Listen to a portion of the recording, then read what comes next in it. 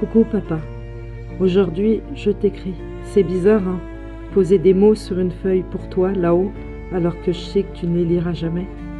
C'est Camille, tu sais, ma copine d'école, qui m'a dit de le faire. Hier, on buvait un thé chez elle. Enfin, un truc infusé avec des feuilles qu'elle a trouvées dans son jardin. Et je lui ai lâché que ton absence, ça me bouffait encore. 10 ans après. Elle m'a regardée avec ses grands yeux d'eau et elle a dit « Écris-lui, Léa, ça te fera du bien. » Alors me voilà, avec mon stylo tout mâchouillé et cette vieille feuille un peu froissée que j'ai trouvée dans un tiroir. Tu te rappelles, papa, ce dernier jour? J'avais 10 ans, mes nattes mal faites. Et toi, tu m'as serré fort contre toi. Tu sentais le tabac et cette eau de Cologne que maman t'avait offerte pour Noël. Tu m'as murmuré « Sois forte, ma Léa, et prends soin de maman. » J'ai dit oui, comme une grande, mais franchement, je comprenais rien à ce que ça voulait dire. Et puis, t'es parti. Et moi, je suis restée là, avec tes mots qui tournaient en boucle dans ma tête. Demain, j'ai 20 ans, mon anniversaire. Ouais. Maman m'a promis un gâteau. Elle a sorti la vieille boîte de cacao du fond du placard. Tu sais, celle qu'on garde pour les occasions. Elle veut me faire plaisir, mais moi, j'ai le cœur lourd. La petite fille que t'as laissée, elle est loin.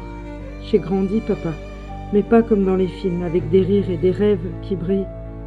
J'ai grandi avec des questions auxquelles t'as jamais pu répondre. Pourquoi la vie est si dure? Pourquoi t'es pas là quand tout part en vrille? Maman a tout porté sur ses épaules, tu sais. Elle bossait 2 fois plus, rentrée crevée. Mais elle me faisait toujours un sourire, même quand ses yeux criaient qu'elle voulait juste s'écrouler. Après toi, tout a déraillé. Quelques mois plus tard, ils ont dit à la télé que le pétrole coûtait trop cher. L'essence, c'était plus possible. Sous ma fenêtre, il y avait des gens qui gueulaient dans les rues, des pancartes à la main. Moi, j'étais gamine, je comprenais pas tout, mais je voyais bien que ça nous tombait dessus aussi. Maman a lâché la voiture, ta vieille Peugeot qui grinçait, mais que tu aimais tant. Elle prenait le bus, 1 heure aller, 1 heure retour, avec cette odeur de sueur et de plastique qui te colle à la peau. Et puis, ils ont sorti ces contrôles techniques impossibles. Pour l'écologie, qu'ils disaient. Mais nous, on ne pouvait pas suivre.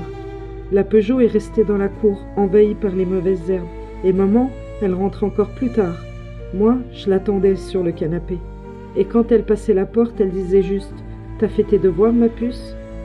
Plus de parties de cartes, plus de chatouilles, juste la fatigue. Et puis, il y a eu ce virus. T'en as entendu parler là-haut, non? Tout s'est arrêté. Les rues vides, les enfants en boucle. Et moi, coincée à la maison avec mes cahiers. Mais maman, elle sortait quand même. Son patron lui a dit « Le vaccin ou la porte ?» Elle n'a pas hésité, pour moi, pour qu'on ait à manger. Sauf que depuis, elle a mal au bras droit. Une douleur qui traîne, qui l'a fait grimacer quand elle soulève une casserole. Les médecins disent que c'est rien. Mais moi, je vois bien qu'elle n'est pas comme avant. Elle est fragile, papa, et ça me tue de la voir comme ça. Il y a 1 an, elle a dû arrêter de bosser, alors c'est moi qui ai pris le relais. J'ai trouvé un petit job à l'épicerie du coin. C'est pas la folie, le salaire couvre à peine l'électricité, mais mon patron, monsieur André, il est cool. Il me laisse prendre les pommes un peu moches pour maman. Elle adore ça, même si elle râle qu'elles sont pas assez jolies. J'aime bien être là-bas, ranger les boîtes, écouter les clients. Mais eux, ils grognent tout le temps. Comme il y a 10 ans. L'essence encore plus chère, le loyer qui explose, l'électricité qu'ils payent avec la sueur froide. Et maintenant, la bouffe. Même le pain, papa, même les pâtes, ça devient un luxe. Ça me fait mal de les entendre, parce que je sais ce qu'ils vivent. Nous aussi, on compte chaque centime. Mais tu sais quoi? Il y a un truc qui me tient debout. J'entends des gens parler d'un autre moyen de faire les choses. Pas des grands discours des politiciens, non. Un truc qui vient d'en bas. Une économie verte, ils appellent ça. Ici, il y a des voisins qui troquent un sac de patates contre 1 heure de babysitting. Une femme m'a montré comment faire du sirop avec des pissenlits. Ça pique un peu la langue, mais c'est pas mal.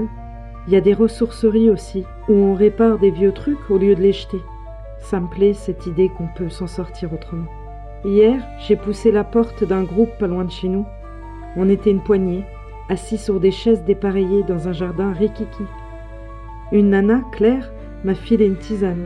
Ça sentait la menthe et le foin. Elle m'a demandé « T'aimes bien bricoler ?» J'ai rigolé un peu bête et j'ai dit « Je sais pas trop, mais je veux bien essayer. » Elle m'a appris à tresser un panier avec des bouts de bois qu'on avait ramassés. Pendant ce temps, un mec grattait une guitare. un air tout doux qui m'a fait penser à toi. Tu sais, quand tu chantonnais en faisant la vaisselle, j'ai senti un truc se dénouer dans ma poitrine. On a papoté, on a ri, et pour une fois, j'ai pas pensé à tout ce qui va mal. Demain, pour mes 20 ans, je veux emmener maman là-bas. Elle apportera son gâteau. Il sera pas parfait, mais c'est le nôtre. Je veux qu'elle rencontre Claire, qu'elle voie ça dans ses yeux. Peut-être qu'elle sourira pour de vrai, pas juste pour me rassurer. Moi, je veux y croire, papa. Croire qu'on peut construire un truc bien, même petit. Que la gamine que t'as laissée, elle a encore un bout de rêve dans le cœur. Que je peux être forte, comme tu voulais, mais aussi légère. Un peu comme toi quand tu faisais des blagues nulles pour me faire rire. Je t'aime, papa. Tu me manques à en crever. Mais ce soir, je plie cette lettre avec un petit sourire, parce que je sais que tu me regardes, et que moi, je vais continuer, pour toi, pour maman, pour moi aussi. À bientôt, papa. Thalia.